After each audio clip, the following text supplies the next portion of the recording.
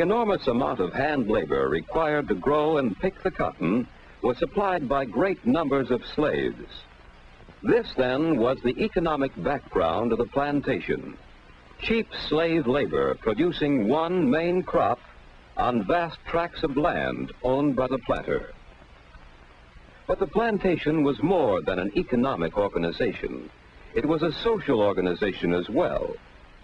The planter and his slaves were part of an unusual class system.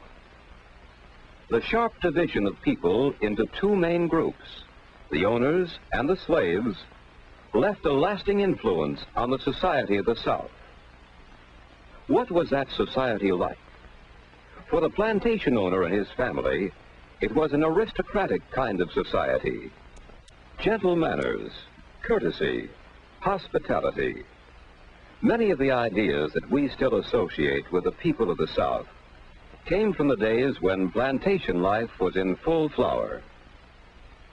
This, then, was the social organization of the plantation. The aristocratic class of the landowners who had wealth and privileges, and the laboring class of the slaves who had little wealth and few privileges. The freeing of the slaves and the great financial burden of the war disrupted the economic pattern.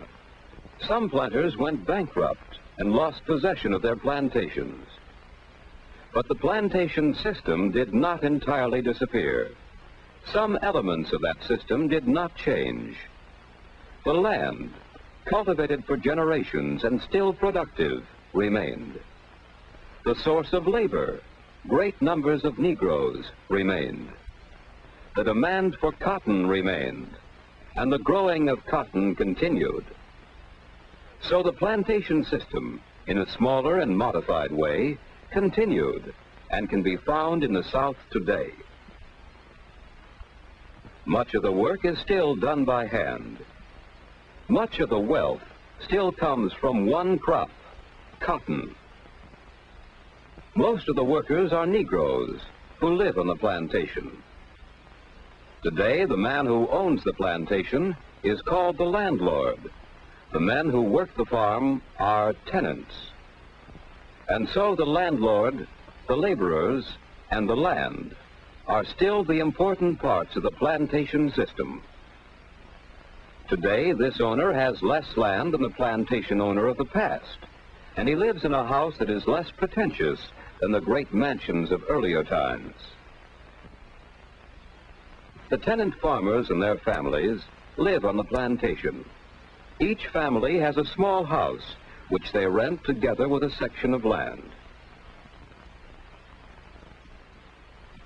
A few tenants pay their rent in money, but most tenant farmers on the plantations work their portion of land in return for a share of the crop.